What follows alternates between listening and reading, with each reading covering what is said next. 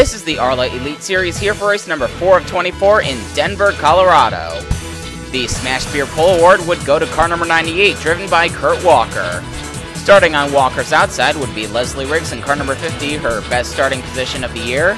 Michael White in the blue number 0 would start in third, and there you see behind White, Liz Hebert in the 31, last week's winner at Indianapolis. White and Hebert would gang up on Walker and dislodge him from the lead before the end of the first lap. Defending series champion Chris Johans was suspended from last week's race due to his reckless driving at Pikes Peak, but he'd be back in car number 64 this week. However, he would be working his way backwards at this point. Mechanical problems struck Siju Dejao in car number 37 early on in the going, as you see him diving into pit lane on lap 3. Dejao, who is currently leading the Rookie of the Year standings, would lose a lap while the 37 crew worked on the car. Dejao created a bit of a traffic jam when he slowed down and pulled into the pits. This would create two separate groups. Here's the first of them, and here comes the second pack, led by Brenda Riggs and DJ Daniels. Back up front, Kevin Monroe in the 63 would challenge four-time series champion Andy Pearson for the lead, and he would take it with the help of Lucas Sweeney in the 92 and Austin Hardin in the 88. Both Sweeney and Hardin are making their second ARLA Elite Series starts today. This is Scott Hamilton making his first start of the season in the number 74 Leela Inglesby for Roderick Motorsports. His teammate Matt Taylor failed to qualify for the race, but that didn't seem to bother Hamilton much as he was running up in the top 5. Another driver making his first start of the season would be Olivier Martinez in the number 5 entry for Pearson Sweeney Motorsports. Martinez showed some promise at the end of the 2008 season, however he failed to qualify for the first 3 events of 2009. Speaking of Pearson Sweeney Motorsports, Alex Carson in the 8 would be leading the race when he faced a challenge from Liz Hebert and Leslie Riggs. And there you see Kurt Walker, that 4th car on the inside line, making a charge back towards the front. Bigsby Foot in car number 14 would be yet another driver making his first start of the season. All of that track time he lost failing to qualify for the first 3 races of the season doesn't seem to have hurt him much, but here comes Kurt Walker to dislodge him from second. We have 2 drivers making their first career ARLA Elite Series starts tonight, Randy Marsh in the 01 and Josh Mertz in the 81. Mertz is running the full year, while Marsh was only scheduled to run this race, Pikes Peak, and Daytona. Both Mertz and Marsh aren't doing terribly well at this point, running in the back of the pack. Kurt Walker would make another run for the lead, challenging Vinny Enzo in the 22 with the help of Allie Riggs in the 19. The first caution of the night would fly on lap 18. 3-wide doesn't work very well at this track, and Anthony Griffith in the 06 is going to find that out when he gets a bump from Bruno Battaglia in the 26, carrying both him and Mario Franchetti into the outside wall. Kakashi Hatake, as you saw, got a piece of that. Both Griffith and Franchetti were able to keep going. Kurt Walker would lead the field to the restart, and as you see, he gets a very nice jump over Leslie Riggs in the 50. But Riggs got a nice restart as well, and she's able to clear the lap number 06 of Anthony Griffith. This would leave the 98 and the 50 with a considerably large distance over the rest of the pack. But unfortunately for them, the next caution flew almost immediately after the restart. This is another case of 3-wide going horribly wrong. Lucas Sweeney and Liz Hebert get together, collecting Charlie Waters, Bobby Fortu, and I believe Laura Cyrus as well. There would be another wreck a bit further up the track. Brian Baldwell, Marcus Leonard, and Neji Huga all carry each other into the wall, collecting Bobby Fortu again and Mike Andrews. Kurt Walker would continue to lead on the restart, but Walker and Leslie Riggs wouldn't get such a big jump this time. Once again, the yellow flag would fly shortly after the restart. This would easily be one of the scariest incidents of the day. Robert Truex pushes DJ Daniels and Kevin Monroe into the wall. Randy Marsh, Bruno Battaglia, and Kakashi Hatake are going to be collected as well.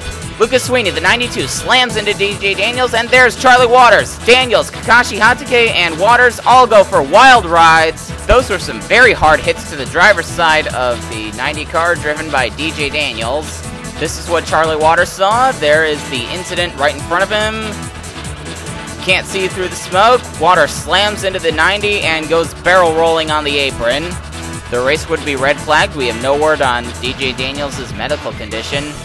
This restart would look just about the same as the previous 2, except that Bigsby Foot had taken second from Leslie Riggs. There she is in 3rd spot. Siju Dejao in the 37 is a lap down, yet he's able to keep up with the leaders. But just because Dejao was fast doesn't mean he wouldn't be a hindrance to Kurt Walker in the 98. The 37 would force Walker to stay up on the outside, allowing Leslie Riggs in the 50 to get a run on him and take the lead. Unfortunately, this green flag run would be short-lived as well. Kevin Monroe in the 63 is extremely slow. There you see Chris Johans, Mike Andrews, and Bobby Portu going 3 wide, and they all carry each other into the wall. It's tough to say that this incident was caused by Monroe's impeding, but that didn't stop Johans from cursing out Monroe over his radio. Leslie Riggs would lead on the restart, Bigsby Foot in second, and I believe that is Scott Hamilton, the 74, in third. Riggs, Foot, and Hamilton would all stay single file and open up a nice distance over the rest of the pack. Fortunately for everybody behind the leaders, the caution would fly once again. This is not the incident itself, but the start of it. Austin Hardin and Harry Nola get into a little fight over real estate coming onto turn 2. Then Hardin drifts up into Matt Scarano. Liz Hebert and Vinienzo carries them all into the wall, and a big pile-up ensues. The track becomes completely blocked. Chris Johans, Mike Andrews, and Bobby Portu come barreling in. Johans slams right into the back of Enzo in the 22. I see Justin Parker and Jared Anderson got a piece, among others. We are now focused on Vinienzo in the 22. He goes into the wall and around. Ryan Baldwell and Brenda Riggs are involved. And there's Chris Johans in the 64. The 22 does a barrel roll, yet he's able to drive away. Several cars, including the 22, would have to drop out of the race as a result of this. Leslie Riggs, Bigsby Foot, and Scott Hamilton were once again running 1, 2, 3 on the restart. Siju Dijiao, who is still a lap down, is going to keep Bigsby Foot at bay and allow Riggs to extend her lead a little bit. But eventually, Michael White in the 0 would catch up to Riggs and sweep by her for the lead. Lapped cars would soon prove to be a problem as Michael White gets held up behind the number 9 of Jared Anderson and loses several positions. Robert Truex in the 2 is going to inherit the lead. But Kurt Walker, proving that he had one of the best cars of the day, had no trouble getting by the 2, and he soon opened up a nice lead over the rest of the field. And there you see going for second, Leigh Gruel, having another strong run in that 46 car. The 6th and final caution of the day would occur with 12 laps to go. Hinata Hyuga in the 39 and Bigsby Foot in the 14 are going to try to get by Jared Anderson at the same time, but they get a little too close, carrying each other into the wall. Anderson and Hyuga nearly get hit by several cars as they try to get back up to speed. Luckily, they don't. The race would restart with less than 10 laps left, so the lapped cars would not line up on the inside line. This would allow the leaders to have a clean battle for the win. Tristan Roberts in the 29 is going to sweep by Kurt Walker to lead for the first time tonight. Roberts generally ran midfield up until the 2008 season. That's when he had several strong runs. This year appears to be no different. However, his parade would be rained on by Leslie Riggs and Michael White. Behind them, you see Riggs' younger sister Allie and Scott Hamilton up with this lead group as well.